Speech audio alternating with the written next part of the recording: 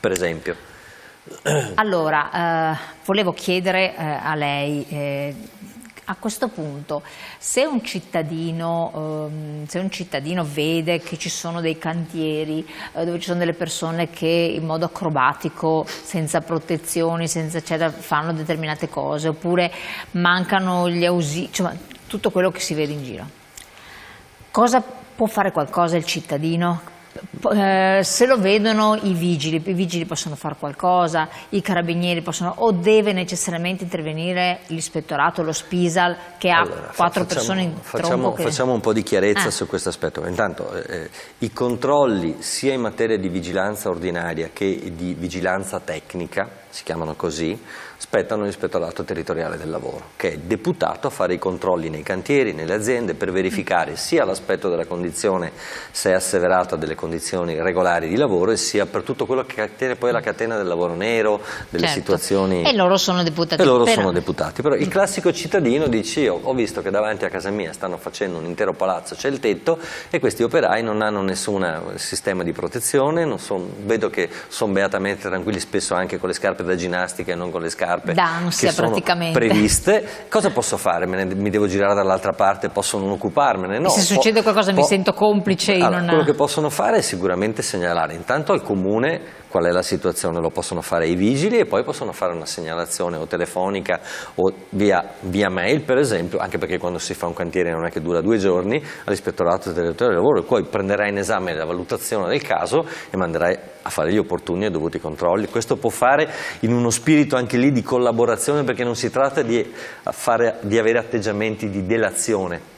Certo. Si tratta proprio di mettere in condizione quelle persone magari di salvarsi la vita. Infatti, certo che se le aziende hanno come parametro per le assunzioni lo stipendio basso, bravissimo, anziché la professionalità e l'esperienza, è ovvio che se ne va a discapito la sicurezza, e questo è un altro aspetto, perché poi stipendio basso vuol dire appunto margini che possono essere più alti per l'azienda, per carità, varie situazioni, però è un dato di fatto che stipendi sono bassi, e prendere il personale straniero, perché poi gli italiani, se hanno capacità, se ne vanno giustamente all'estero, cioè devi pur vivere. Il telespettatore ha posto e tu una gli stranieri questione... poveretti non hanno questa formazione di base culturale. Infatti gli incidenti sul lavoro, se va a vedere quei famosi 4.432 deceduti tra il 21 e il 24, l'incidenza degli stranieri è più che doppia rispetto a coloro che sono cittadini italiani, erano regolari, non stiamo parlando di gente strana, magari non hanno però non hanno quella lingua, formazione, quella cultura della sicurezza che è necessaria, lo dicevamo prima. Ma il telespettatore, dal mio punto di vista, ha posto una questione importantissima. Ne parlavamo prima di iniziare con lei la trasmissione, cioè il fatto che c'è qui una grande questione che sovrasta tutte le altre, ed è la questione salariale, no? Perché poi alla fine, da un lato, il lavoratore paga anche questo scotto, no? Di avere uno tra i salari più bassi in Europa, ma questo non lo dice la UIL, lo dicono tutte le organizzazioni nazionali ed europee. L'Italia è l'unico paese che negli ultimi 30 anni ha un segno meno davanti nella crescita salariale, quindi ha uno stipendio basso, spesso deve fare lavori particolarmente onerosi e faticosi, fa poca formazione o non la fa per niente, e poi gli effetti a cascata, come dicevo prima, di questi meccanismi che vanno a intrecciarsi sono i dati a cui prima facevo riferimento. Allora io credo che lì ci siano anche delle responsabilità. Poi sottolineo con amarezza, non per polemica, il 2 agosto è entrato in vigore il decreto legislativo 103/2024 che parla di semplificazione dei controlli sulle attività economiche.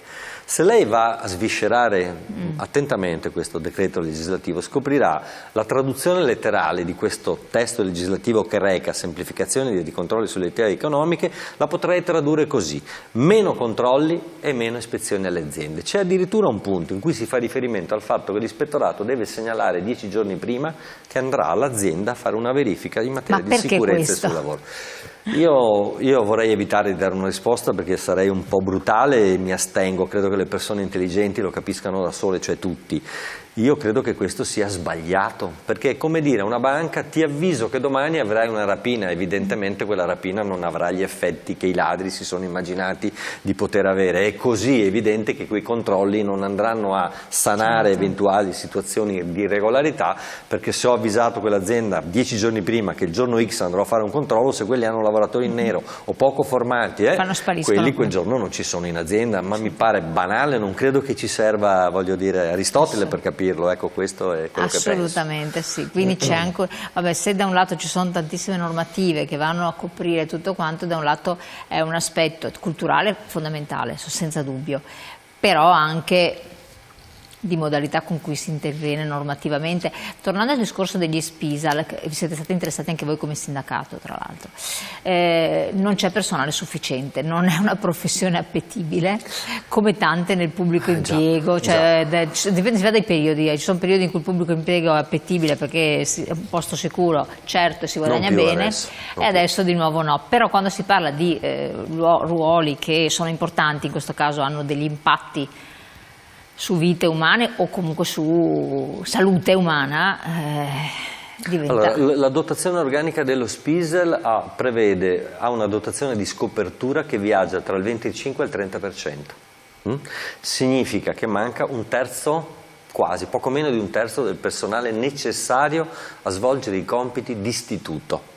Questo è più o meno la stessa fotografia che potremmo fare per tutte le pubbliche amministrazioni, quelle tra l'altro deputate. Perché? Risposta molto semplice. Perché le do un dato anche qui, io sono molto affascinato dai numeri, perché i numeri vanno oltre qualsiasi ideologia e fanno, come dire, la fotografia di qual è la situazione. Nel 2000 esatto, negli anni 2000 le funzioni centrali, cioè tutti il corpo dei ministeri, tutte le agenzie e gli enti pubblici non economici, quindi INPS, INAL, Ispettorato, Ministero del Lavoro, eccetera, avevano in dotazione organica complessiva in Italia 365.721 dipendenti.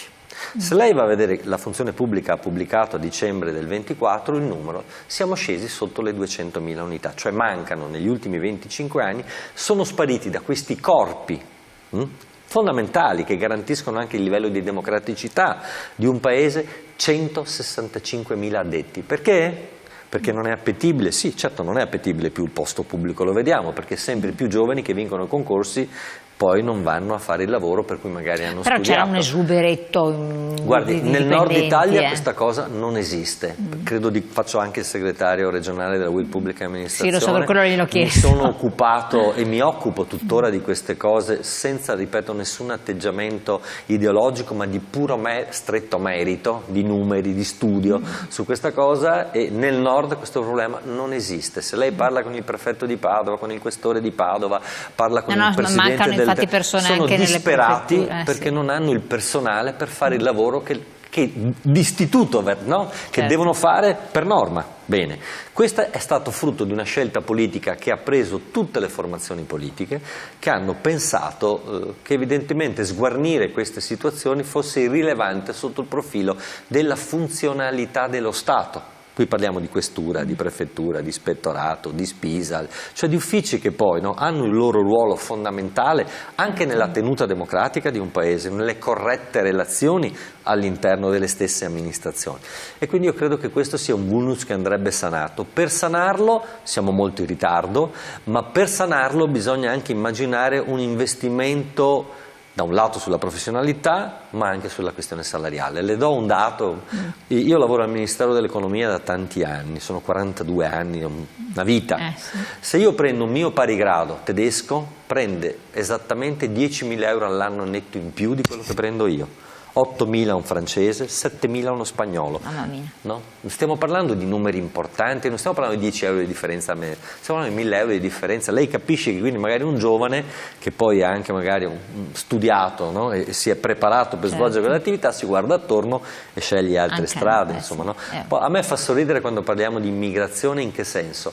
Che non la mettiamo mai a contatto con le migrazioni, no? Nel senso che noi abbiamo avuto l'anno scorso 130.000 persone che sono andate via da questo paese non perché non ci stavano bene, ma perché la condizione salariale a cui erano sottoposti non era in grado di garantirgli di stare bene, una vita dignitosa, non di essere ricchi, di avere una vita dignitosa. Infatti. E io credo che vede, tutte le cose non sono mai slegate, fanno parte di un quadro composto da tante sfaccettature. Nella fattispecie io penso, ripartendo al tema di oggi, che la cosa va vista e va presa in esame da più punti di vista, e ci vuole sicuramente una sinergia complessiva dal lato delle imprese, dal lato della responsabilità del lavoratore, dall'altro degli organi istituzionali rispetto ai controlli, e poi io credo nessuno sconto a chi, pur sapendo che ha degli obblighi previsti per legge, si gira dall'altra parte, perché poi quando muoiono le persone questi lasciano un dramma in molte famiglie. Assolutamente, quindi ci sono più ambiti in cui intervenire. C'è un altro messaggio che era arrivato prima, vediamo dalla regia, ce lo rimettono in onda, che appunto ci aiuta sempre ad entrare nella tematica. Mi fa piacere che parlate di questo argomento che è sempre fastidioso per le aziende, e meno male che esistono ancora i sindacati che si battono per questo problema che non ha appartenenza politica. Di fatto non ha appartenenza politica, ma voi sindacato di fatto, perché poi appunto anche nei media poco si parla dei sindacati se non quando c'è lo sciopero generale eccetera, avete un ruolo? Beh, noi intanto vorremmo averlo di più. Noi abbiamo chiesto al governo Meloni ripetutamente nel 2024 di istituire un tavolo specifico in materia di sicurezza sul lavoro, e farlo con lo stesso atteggiamento che il telespettatore ha evidenziato, ed io stracondivido. Non è un problema, vede, di politica intesa come orientamento ideologico. Se c'è un problema va sviscerato, va guardato il merito di quel problema e vanno viste quali sono le soluzioni migliori per arrivare a capo di quel problema. Noi l'abbiamo chiesto ripetutamente al governo, e ad oggi ancora non siamo stati convocati per metterci attorno a un tavolo, sindacati ed imprese, per trovare almeno delle linee di indirizzo perché questa situazione non veda, magari anche quest'anno come l'anno scorso, 1090 morti sul lavoro. Stiamo parlando, ripeto, ho detto questi numeri, secondo me fanno rabbrividire. Negli ultimi 10 anni abbiamo avuto in Italia 10.000 morti sul lavoro e 10 milioni di feriti. Stiamo parlando di una guerra, sì, no? Che poi ci sono non di un incidente. No. Ecco, poi ci sono le punto. malattie professionali, perché poi ci sono anche quelle. Io sono rimasta sconvolta parlando con un medico di una struttura privata che poi l'ha lasciata, perché diceva io l'ho lasciata perché era pericoloso per la mia salute, e quando ho potuto ho rinunciato a questo incarico e sono andata da un'altra parte dove c'erano garantite maggiori questioni di sicurezza, e sono rimasta un po' così basita, perché ho detto caspita, stiamo parlando di un medico che ha contezza, quindi tutto, però non poteva altrimenti, finché non gli si è presentata un'altra opportunità, prescindere da questo fattore. Allora quanti sono anche messi sotto scacco? Quindi questa è una figura apicale, quindi gli sono presentate per fortuna altre possibilità, però ci sono altri che non hanno queste posizioni, magari vengono da altri paesi, devono lavorare, punto, non possono permettersi di fare 100 km per andare da un'altra parte, e quindi tante volte sei anche sotto scacco di accettare certe situazioni che magari l'italiano invece no. Sicuramente questo è un altro di quegli elementi che meriterebbe una riflessione a parte. Io le dico solo questo, guardi, io credo che noi abbiamo avuto con il direttore dell'INEL e con i medici, con il primario della struttura e con i medici, una riunione non più tardi di martedì di questa settimana, oggi siamo a giovedì, proprio per affrontare su Padova, in che maniera lo dirò subito, la questione delle malattie professionali. Perché? Perché quello sembra un altro mondo che, come dire, è ancora più nascosto, eppure ci sono migliaia, decine, centinaia di migliaia di malattie professionali collegate al tipo di attività che un lavoratore o una lavoratrice svolgono.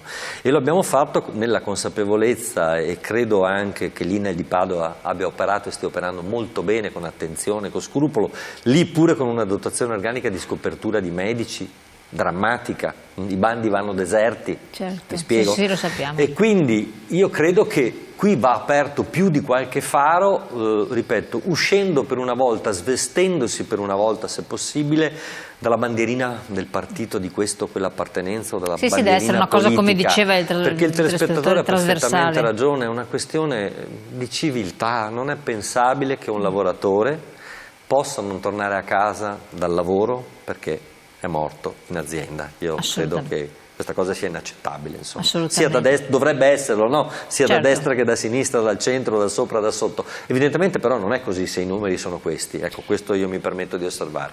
Assolutamente. Massimo Zanetti, grazie di essere stato qui con noi, di averci presentato anche questo spaccato di numeri che sono reali, insomma, come dice lei, sono sconcertanti. Grazie a voi di averci seguito, vi invito a rivedere la puntata naturalmente su YouTube e sul web, e naturalmente noi ci vediamo presto.